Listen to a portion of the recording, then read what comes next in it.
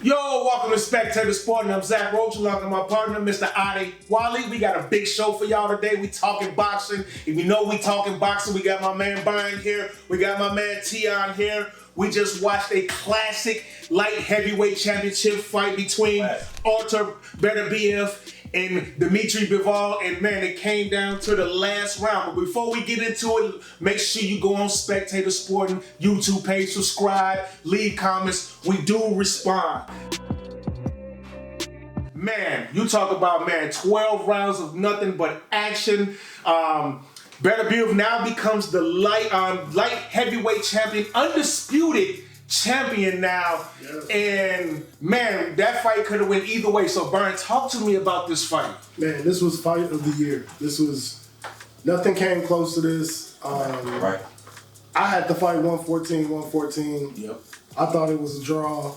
I gave Bivol the 12th round, but I mean, Bivol, I believe, suffered from what I said. You know, he didn't have enough pop on his punches. But the combinations this man threw, the footwork was absolutely superb. Like, he just would not be held on those ropes. Got out of so many situations, but I mean, it was literally watching a lava flow wear down a boulder. Beterbiev would not stop coming through almost 200 more shots. And I believe he got the decision on being the more aggressive fighter with only 4 punches separating them. Bivol, clearly the more accurate puncher, but Beterbiev was just relentless in this fight. But again, 12th round I gave to Bivol. I thought he earned the draw. I thought the first judge mentioned hit it right on the head. Yeah. But I've never seen a fight that was hyped up to be great and was actually exceeded the levels. I cannot wait to watch this fight again. Cannot wait. Definitely a classic fight. Beterbiev, I will say, the shots he landed was a little more impactful. Maybe that had a lot to do with it. Because he landed more power shots. And Bivol landed was more accurate. Bivol was more accurate. Bivol was more accurate, but Beterbiev, when his shots landed, had more pop on it. Tion, talk to me about this fight. I just think it was, number one, it was an entertaining fight. Yeah. It was multiple swing rounds. Yeah. And I think that's where the fight lied as far as what the judges decided. Whether you agree with it or disagree with it. I agree with Byron. That was a draw.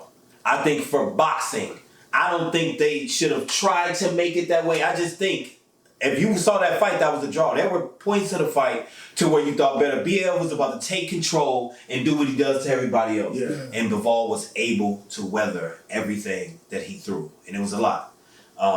He mentioned 200 more punches.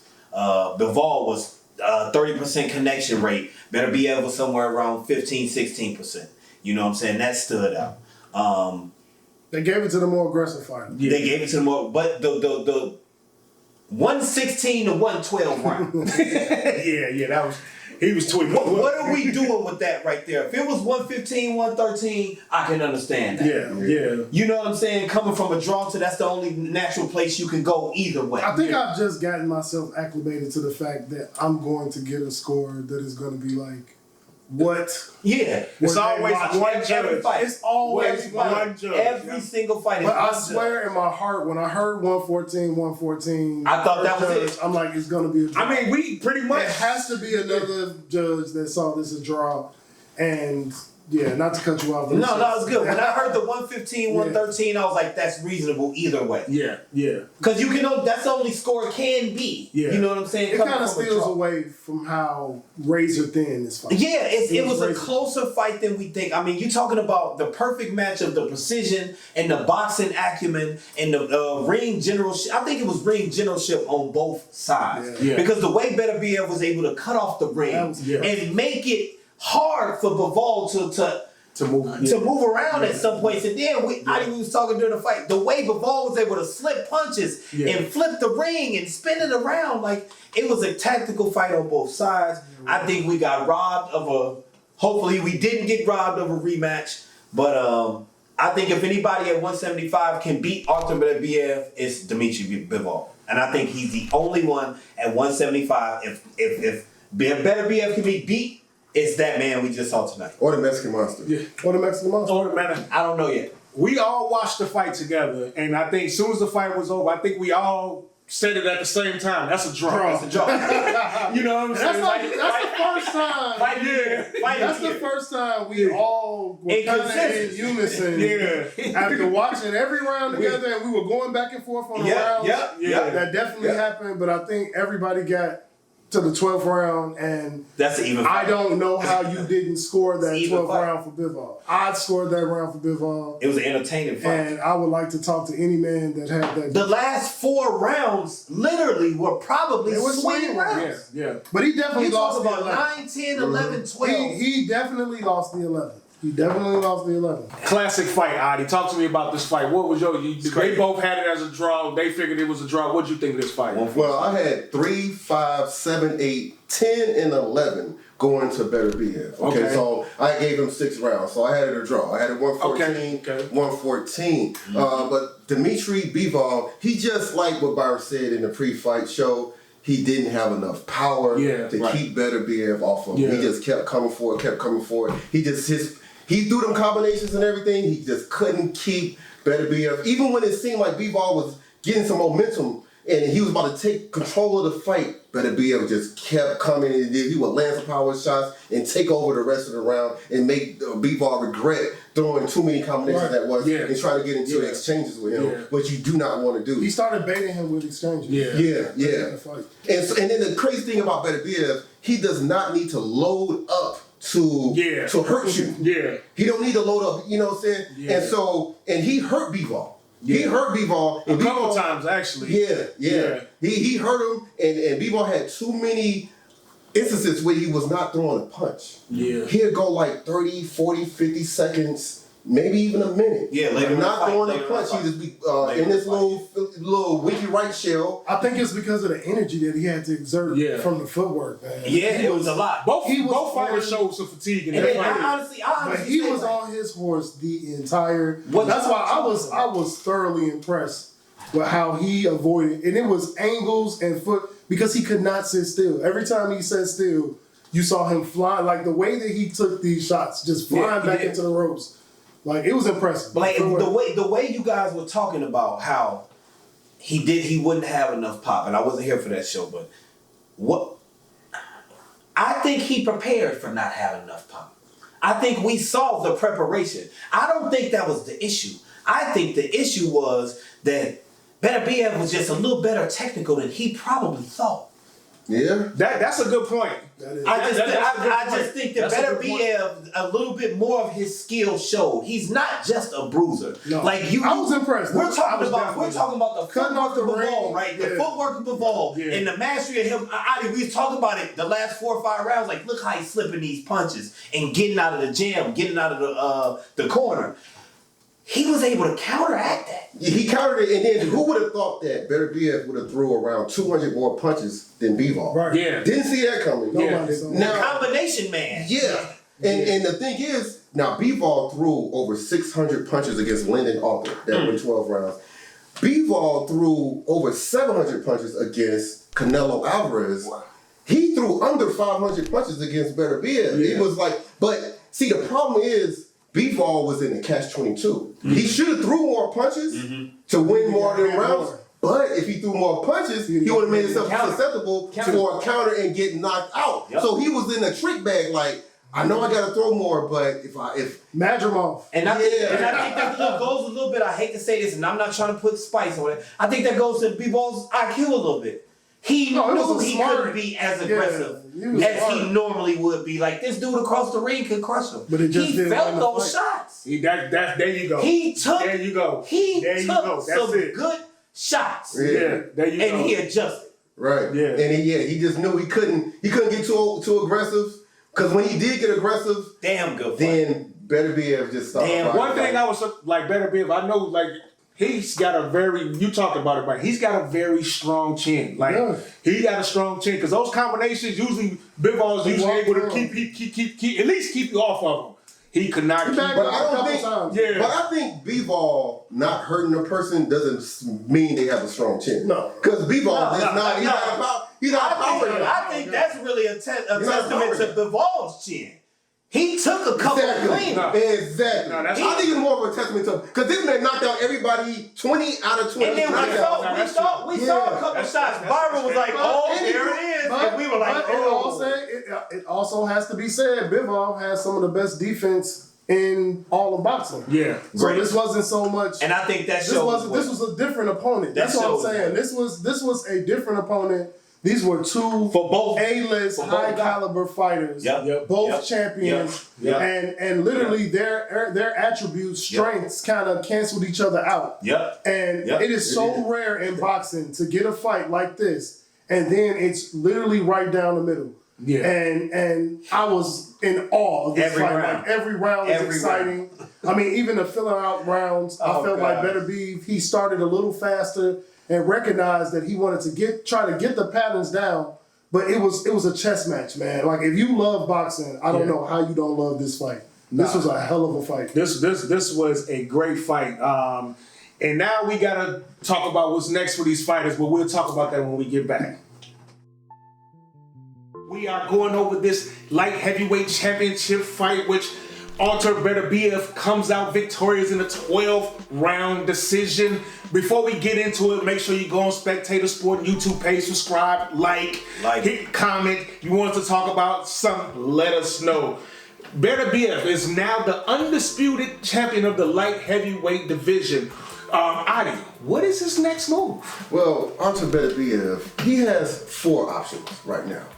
Option 1, give Dmitry Bivol the rematch. Yeah. It was a great fight. That's, people want to see it again. Definitely. And so, but he might even knock him out in the next fight. Ooh, early prediction. He might. I'm not going to say he's going to do it. But option 2, at the age of 40 years old, fight the soon-to-be 28-year-old Mexican monster or the soon-to-be 27-year-old David Morrell. Those guys fight in late January. Can't wait. January 25th. Yes. Cannot wait. So the winner of that fight is supposed to fight the winner of the Bivol Beterbiev fight. So he could fight one of those young, hungry guys who just got to the light heavyweight division. Fight one of those young guys. Okay. Yeah. Now option 3, he can battle the undefeated WBO interim belt title holder Joshua Buatsi, okay? He's from Ghana,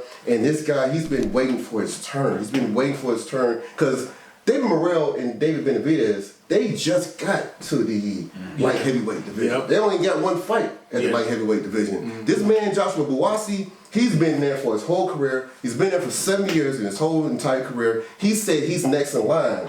If Beterbiev and Bivol don't get the rematch, Buatsi said he's next in line. You can't argue with the guy. He has a good argument to fight Beterbiev if he doesn't want to do the rematch with Bivol. Yeah. Now, option 4 is for Beterbiev to go out just like Rocky Marciano and Floyd Mayweather Jr. Hang him up and go out undefeated and on top and just vacate the belts, retire, and just watch the guys like Bivol and Mexican Monster. Go out like Andre Ward. Yeah, go out like Andre Ward. Like just watch these guys vacate the belts. In the middle of your prime. Yeah, and the man's 39 years old. He's still in the middle of his prime.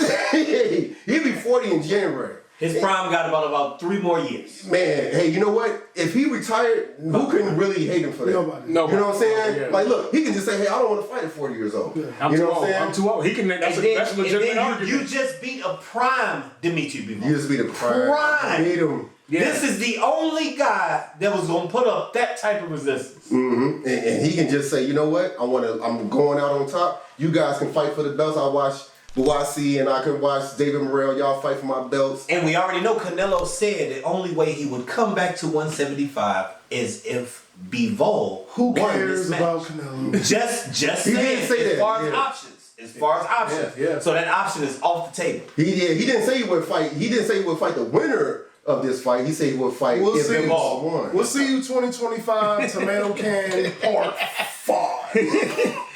Well, Beterbiev, that was a layup. Undisputed Light Heavyweight Champion, man, goes to 21-0 Tion. What you think is the next move for Beterbiev? I'll go backwards. My reverse order is Canelo's off the table. That was my number 4. Canelo is off the table, so don't even look at that option. I think it's 3 options. I think that there is 3 options for him, and the third I would say is if you can somehow, this is the most interesting to me, but it's the third option, somehow convince Alexander Usyk to maybe fight you at a catch weight 190. 187. Here's a fun fact right now. Alexander Usyk defeated former cruiserweight. Alexander Usyk defeated Beterbiev as a amateur. He did. Wow. Yeah. Okay, so you might be over something right there. It was a good fight. I saw it. So if you can convince Alexander Usyk to fight you at a weight lower than what he was comfortable, cruiserweight, I think he was what? Cruiserweight is 200. Yeah, it's around 200. Yeah. Maybe you can talk him into 187. I don't know. I'm just saying. No. Not realistic. Benavidez would be your second option. I think that'd be entertaining, especially if he beats Morrell. I think that'd be entertaining. Personally, I would like to see Benavidez against better competition before that fight. I love Benavidez. I've been on record saying it. We know how Canelo is ducking him. It's been happening for years. He's been positioned to be his mandatory 4 years. That's the thing. Number 1 option is the rematch. I think boxing deserves it. I think it was a 114 fight. I think that's the best fight we can have right now, regardless of division, weight class. I think the 2 contrasted styles are exactly what boxing is all about. I think the way that both these guys can wield their skills is what boxing is all about. Yeah. And I think that's what we need to see. I think that is the number 1 option, rematch or nothing. Yeah, Beterbiev really showed, if you didn't know about him, he showed everybody what he's made of, and he's more than just power. It's also IQ as well. Byron, what's next for the Undisputed Light Heavyweight Champion? I mean, shout out to my compadres with their plethora of options. I think it's only 2. I think you have to fight the rematch or you fight the winner of Benavidez Morrell. I understand that there's a champion that is kind of getting blackballed, but the sport wants to see Benavidez Morrell, and we have to look at the fact that Beterbiev is 40 years old. Yeah. And he definitely, I think, is looking at another fight with Bivol. And that was not an easy fight. And so we have to kind of put into the realm of possibility that he might retire after that rematch. And if he does fight, he's going to want to fight another fight, his last fight, to be a very lucrative fight. Mm-hmm. And you fight Benavidez, you fight Morrell, that's a very lucrative fight. Absolutely. So I think there is a possibility that he can retire, but he looked too good. He looked too good tonight. I don't think retirement is on his mind. You know, I didn't see any 39-year-old. There were times that he was out punching and pushing Bivol back. Yep, 200 more punches. Right, you really couldn't tell. And then when you see at the end of the fight, what did he say? He was like, I didn't like that. You can tell that he felt he could have had a better performance. But I really feel he's a man of honor. I think he's going to get his guy a rematch. I think he recognizes a close fight. And even he, kind of praised him and said, Bivol is the better boxer of us, but I had the better night. So I think we're going to see a rematch of that. And I just pray that Benavidez and Morrell will get a shot at the winner of that. Definitely. I mean, that was a very entertaining fight. Now, Tiana, let's talk about it from Dmitry Bivol's side. I mean, you could argue, we all called it a draw. It's an argument, he won the fight. Yeah. It's an argument, he won the fight. So, we all said rematch. That's pretty much it for Bivol right now? I think that's it. I think the only other thing is if Benavidez wins this fight, not saying that Morrell wouldn't be a good fight, but as far as what Benavidez has done in his career so far versus what Bivol has done in his career, I think that'd be more of a lucrative fight. I think it'd be entertaining either way, but I think Benavidez would be more of an entertaining fight. But I think that's the only option you should have if you're not getting a rematch. Mm-hmm. I think the rematch, and I think he said that. He said, my dream is to be undisputed. Yeah. There's nothing else to talk about. Trying to get that. There's nothing else to talk about. And I like that. I love that. First and foremost, and let's talk about both interviews post-fight. I loved both of them. I love what both fighters said. And there was high praise for each fighter. It wasn't this a blatant disrespect and disregard for him being a human too, and him putting himself at risk. That comes from fighting top tier competition. Yeah. You can't help but to respect it. It does. That's true. That's very true. They were both praiseworthy of each other, and they both felt that they could have performed better. I believe, and I think that's what's making it more entertaining going forward. I think the rematch is the only way to go, to be honest. Absolutely. Byron, Dmitry Bivol put on us. I know we talked about Beterbiev. He put on the show, but Dmitry Bivol did too. Yeah. He put on the show too. I mean, you talk about boxing excellence. That's what we just watched. Yep. What's next for Dmitry Bivol? I wrote down rematch. Yeah. I don't think he should look at any fight. I don't think he is looking at any fight. Yeah. I think he earned a rematch, and I think Beterbiev is going to be a man of his word and kind of a man of the spirit of the competition that they held for 12 rounds and give that man a rematch to that fight. But if at any place that it shakes out, because we also have to keep in mind that, Beterbiev is turning 40 in January. Beterbiev does have an extensive injury history. Anything can happen, between here and now. Yeah. But the fact of the matter is there's still number 1 and 2 locked in the light heavyweight division, and that is Beterbiev and then Bivol at number 2. Nobody's over them, and so he's gonna have the rights. Anybody that gets a belt has a target on their back, and Bivol is coming for it. Yep, definitely. You watched Bivol. We all watched the fight. Very excellent fight. Could have went either way. Beterbiev comes out on top. But what's next for Bivol? Well, I was watching the Roy Jones Jr. versus Antonio Tarver fight, the first fight.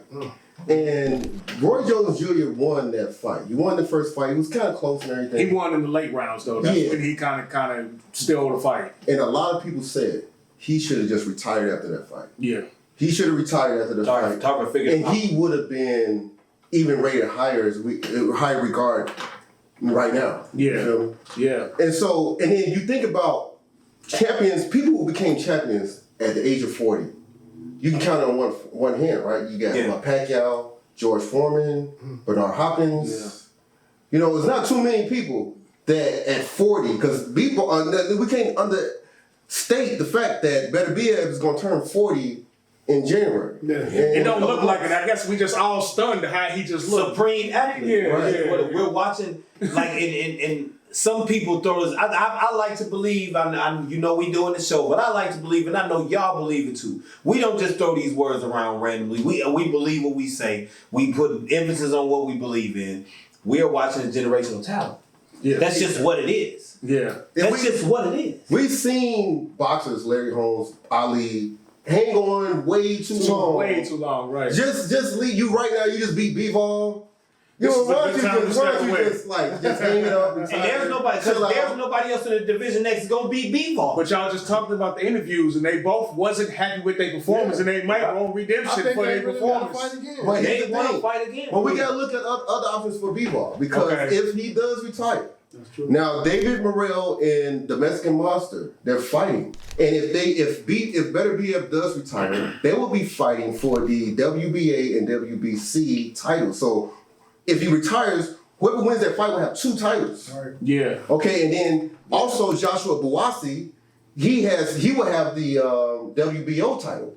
So then Bivol he wants to be undisputed. Yeah. So he can still fight Mexican Monster or David Morrell or Joshua Buatsi, get a title and still get his undisputed status. Now, and just Bivol just having a loss against Beterbiev, that doesn't make him look bad. There's a lot of boxers. Not at all. The fact that he's the only fighter that won 12 rounds with this man means a lot. Yeah, that means a lot. So he still is in high regard. He had an incredible fight. It could have went either way. Most people think it was a draw. One judge thought it was a draw. He could have won 115, 113. Yeah, it's true. Yeah. So I think he does need to look at other options as far as the Mexican Monsters and the David Morrells and the Joshua Buatsis.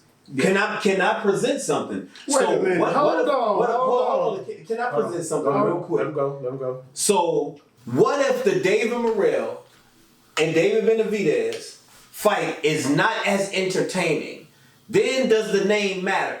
Does the Morrell matter? Does the Morrell name need to matter? Gonna matter more if the fight is entertaining versus not? Because the Beterbiev name carries more weight right now, regardless. Yeah. So let's say the fight isn't entertaining. You'll be able to sell Beterbiev quicker than you'll sell Morrell. Either way. Yeah. So does Morrell's name in this fight depend on the fight being entertaining? Well, Morrell needs to beat Beterbiev. Beterbiev is going to be the favorite for sure. Right. And if Morrell wins, that's an upset. But if Bivol can fight, whoever the winner of that fight is, he's going to have 2 belts. If Beterbiev retires. But what is the other option? That option for...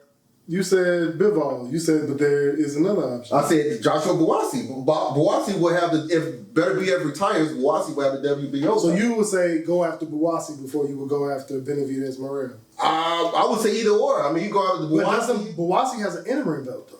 He has the interim belt, but what happens with that belt? Wait, if Beterbiev retires, if they catch that belt, Undisputed. That's one of the sanctions bodies for Undisputed. Now I understand. Yeah. So if he's still trying to be Undisputed, he got to collect all the belts. Right. Because Beterbiev will be gone, so why wouldn't he just... So he would be a champion. Right. Yeah. Because it'll split, all the belts are split up. Yeah, it'd be split. It'd be all out there for them to fight for, and Beterbiev, Beterbiev can beat him again, but you never know when Father Time is going to come back 40s, you know what I'm saying? I'm predicting right now it's going to be a much more interesting fight. I think he knocks him out the second fight. I don't think Beterbiev knocks him out. I think Bivol wins by split decision. You thought that before. I still think it now. I can see Bivol. I thought it should have been split decision this fight. Bivol lost his fight because his production went down. His output went down a lot. I agree. He's going to try to increase that but I also think which means it's going to be more. I think those last... I don't think he's smart enough to understand he cannot increase that activity. Yeah. I think he's going to be more precise and he's going to be a little smarter and do exactly what he was doing times 2. And Beterbiev is going to be older. Right, but here's the thing. We can tell Tion really likes Bivol. Okay. We can tell Not necessarily. But the thing is, the underlying thing in this fight is what I said in the first show. He doesn't have the power. Bivol does not have the power to keep Beterbiev honest. So you have to fight 12 rounds with a man who is going to fight on your front foot, who's going to be aggressive, who's going to bait you with exchanges. That's boxing. And not only do you have to win those exchanges, that is boxing. You have to dodge getting hit with these massive. I'm telling you, that is boxing. Upping the output on Beterbiev is asking to get knocked out. Y'all said that. I didn't say that. If you look at this fight, I didn't say that. I think you kind of see that, but. I am the reason why I really want to see this fight is because we have these opinions and all of this. Bivol shows such high IQ. He might have a totally different way to approach this fight. He might be more aggressive on the inside. He might grab more and resort to dirty boxing. Because I felt he dodged the uppercut superbly. Like he never got hit with it. It's like he was telegraphed. So I think this fight can be fought different in order for Bivol to win. But upping the output on Beterbiev is a recipe to get knocked out. I never said he would, and I don't believe he will. I just think he would take the same strategy he took into this fight and improve on that. Mm-hmm. We can't talk about his IQ and then slight him at the same time. No, it's not slighting him. If he up the output, no. No, I don't He is going to improve on this game plan. A lot of people perfect it and tweak it and twist it. And a lot of people are going to kind of harp in on the output of this fight. And I think they need to understand that the output could be very tactical. Like the output is probably the reason why he lasted 12 rounds. It's because he didn't give the opportunities. And if you notice, when he got hit, he got on his horse. He got out of there. He moved. He only clutched a few times. Like I said, I've never seen a fight. He was real specific on when he wanted to exchange. I think he fought it so well, but didn't clinch a lot. Which was so impressive. He fought this fight on a defensive back foot, but did not have to clinch because his footwork was that good. So it's just, if you haven't seen this fight, man, you have to see it. He fought, I'm going to give Bivol credit, he fought damn near perfect. It was a damn near perfect fight. And he lost. And he still lost. And he lost. And I don't think people will appreciate this fight, even though I literally said before the decision, either way this goes, I'll be good with it. If Bivol wins this fight, I'll be good with it. If Beterbiev wins this fight, but I really, really felt it was a draw. Yeah, and like I said before, we all, as soon as the fight was over, we was like, this is a draw. This is the draw. Very satisfying. We literally said the word. Very, very good night for We boxing. literally all watched the fight, looked at each other and was like, that's a draw. Hopefully this is this fight here and the other fights that's coming in January, that super doubleheader can inspire the boxing world. It won't. To fight each other because inspire the Americans. Yeah. The loss is not the end of your career. Yeah. If you are as good as you think you are, just like Bivol thought, shout out to we knew everybody in the world was like, there's no way he can even be competitive. Beterbiev is just too much. And he competed every single round. Shout out to and look at Daniel Dubois. He lost to Usyk. And then he comes back, you know what I'm saying? And I picked him to win. A loss doesn't mean it's not the end of your career. You know what I'm saying? Now look at him. But I think this is a very deep conversation. And I think the promotions have their hands. Yeah, of course. Man, y'all been watching Spectator Sporting. I'm Zach Roach along with Adi Wally. Shout out Tion. Shout out Byron. Make sure y'all go on Spectator Sporting. Subscribe to that. Like, subscribe, leave comment. those comments. If you want us to talk about something, leave a comment. We will address it. We out. Peace.